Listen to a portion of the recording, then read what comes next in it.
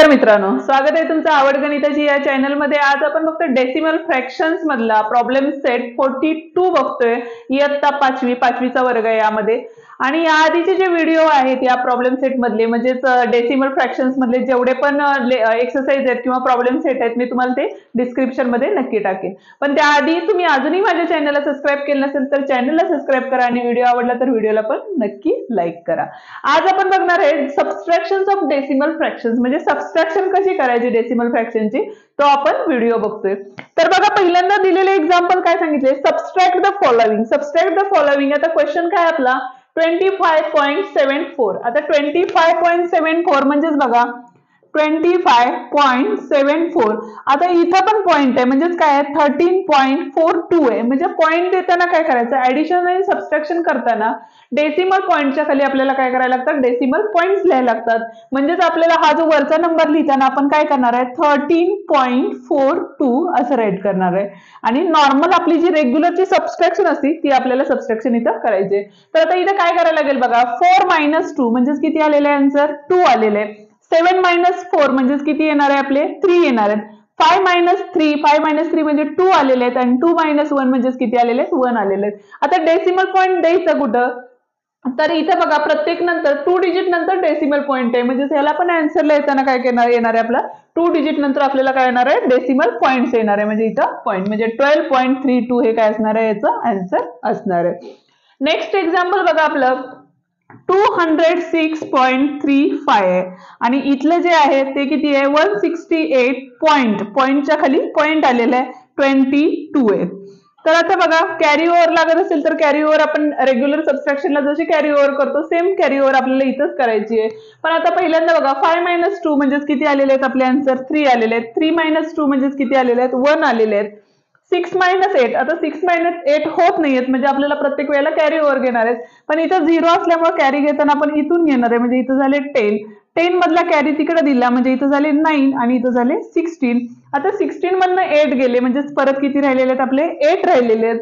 9 मधून 6 गेले म्हणजे 3 राहिलेले आहेत आणि 1 मधून 1 गेले 0 राहिले। पॉइंट 2 डिजिट नंतर पॉइंट आहे म्हणजे इथं पॉइंट येणार आहे म्हणजे आन्सर किती असणार आहे 38.13 हे आपलं काय असणार आहे आन्सर असणार आहे। नेक्स्ट बघा 63.4 आहे आणि काय आपलं 31.8 आहे। तर आता इथं काय होईल बघा, तर 4 मधून 8 जात नाहीयेत आपले, तर 4 मधून 8 जात नाहीयेत म्हणजे आपल्याला कॅरी ओव्हर घ्यायला लागतील। तर इथं आले 2 इथं आले 14 आणि ह्या ऑलरेडी आता 14 - 8 म्हणजेच किती होतात बघा तर 6 राहतील इथं आपल्याला आणि इथं 2 - 1 म्हणजे 1 राहिलेले आहेत आणि 6 - 3 म्हणजे 3 राहिलेले आहेत आणि 1 डिजिट नंतर पॉइंट आहे म्हणजे आपला पॉइंट काय असणार आहे इथं म्हणजे 31.6 हे आपलं काय असणार आहे आन्सर असणार आहे। नेक्स्ट एक्झाम्पल आहे आपलं 63.43 आणि 31.8 आता इथं जो नंबर आहे का नाहीये मग त्याऐवजी आपल्याला काय करायला लागेल तर 0 राईट करायचंय आणि इथं आपल्याला सबट्रॅक्शन करायची। 3 मधून 0 गेले म्हणजे किती राहिले 3 राहिलेले आहेत। इथं 4 मधून 8 जात नाहीत आपल्याला म्हणून इकडच्या 3 मधला एक कॅरी तिकडे घेतलेला आहे म्हणजे इथं झालेले आहेत 2 इथं झालेले आहेत 14 मधून 8 गेले म्हणजे किती राहिले आपले 6 राहिले। Point as it is 2 digit नंतर होतं त्यामुळे पॉइंट आधी दिला तरी चालेल किंवा एक्झाम्पल सॉल्व्ह केल्यानंतर दिला तरी चालेल। 2 मधून 1 गेले म्हणजे किती राहिले 1 राहिले आणि 6 मधून 3 गेले किती राहिले 3 राहिले म्हणजे 31.63 ह्याचं काय असणार आहे आन्सर असणार आहे।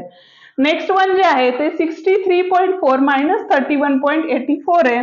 तर इथं येईल आपलं 63.4 आणि इथं येईल 31.84।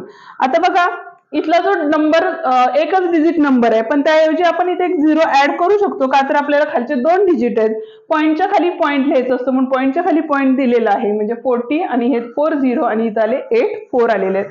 तर आता इथं आपल्याला सबट्रॅक्शन करायचे 0 मधून 4 जात नाहीये त्यामुळे कॅरी ओव्हर करायला लागेल। इथं आले 3 आलेले आहेत आणि इथं येतील आपले 10 मधून 4 गेले 6 राहिलेले आहेत। 3 मधून 8 जात नाहीयेत म्हणून परत कॅरी ओव्हर करायचे आपल्याला म्हणजे इथे येतील 13 इथं आले 2 13 मधून 8 गेले किती राहिले 5 राहिलेले आहेत। ऍज इट इज पॉइंटच्या खाली पॉइंट येणार आहे 2 डिजिट नंतर।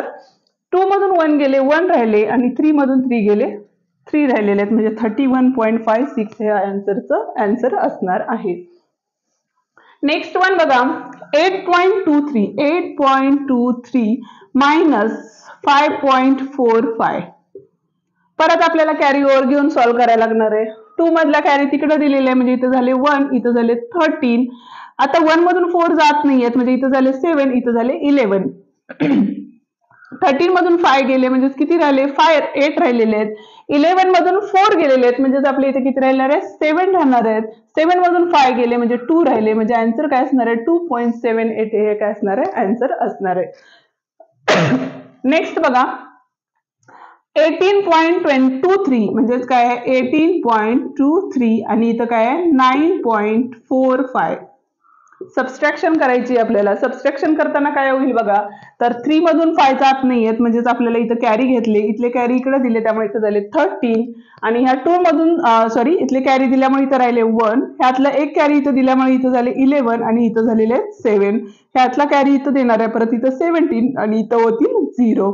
आता 13 मधून 5 गेले म्हणजेच किती राहिले? 8 राहिले. 11 मधून 4 गेले 7 राहिले. हा पॉइंट ऍज इट इज तसाच येईल आणि 17 मधून 9 गेले म्हणजे तिथं परत किती आले? 8 म्हणजे आन्सर काय असणार आहे? 8.78 हे याचं आन्सर असणार आहे.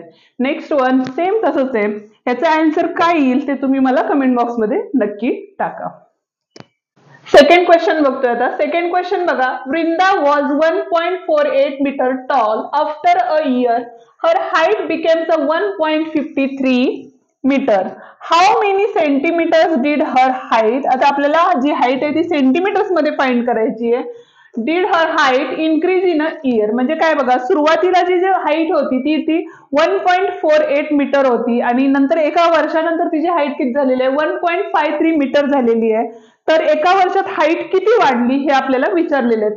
मग आता बघा आफ्टर इयर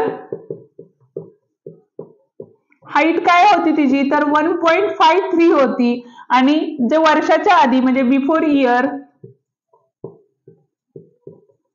काय होती? तर 1.48 होती. तर आपल्याला सबस्ट्रॅक्शन करायला लागेल कधी? तर एका वर्षात तिची हाईट कितीने इन्क्रीज झाली ते फाइंड करायचं असेल तर सबस्ट्रॅक्शन करणार आहे. सबस्ट्रॅक्शन करताना पॉईंटच्या खाली पॉईंट दिलेले आहे, मीटर मध्ये कन्व्हर्जन्स आहेत आपले. आता इथं 13 मधून म्हणजे इथं 3 मधून 8 जात नाहीयेत म्हणून इथं 13 केले, इथला कॅरी इकडे दिला होता आपण, इथं झाले 4. आता 13 मधून 8 गेले म्हणजे किती राहिले? 5 राहिलेले आहेत इथं आणि 4 मधनं 4 गेले तर 0 राहिले आणि इथं पण किती झालेले? 0. तर तिची जी हाईट आहे ती मीटर मध्ये होती, तर 0.05 मीटर होती. आता 0.5 मीटर म्हणजेच किती असणार आहे? तर 0.5 म्हणजे हे सेंटीमीटरचे कन्व्हर्जन्स असतात म्हणजे तिची हाईट किती वाढली? 5 सेंटीमीटरनं वाढलेली आहे. म्हणजे तिथं लिहिताना आपण काय लिहिणार आहे? हर हाईट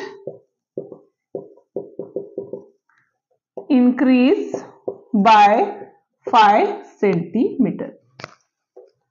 हा जो प्रॉब्लेम सेट आहे तो इथंच संपलेला आहे आणि व्हिडिओ आवडला तर व्हिडिओला नक्की लाईक करा आणि चॅनलला सबस्क्राईब करायला विसरू नका. थँक्यू.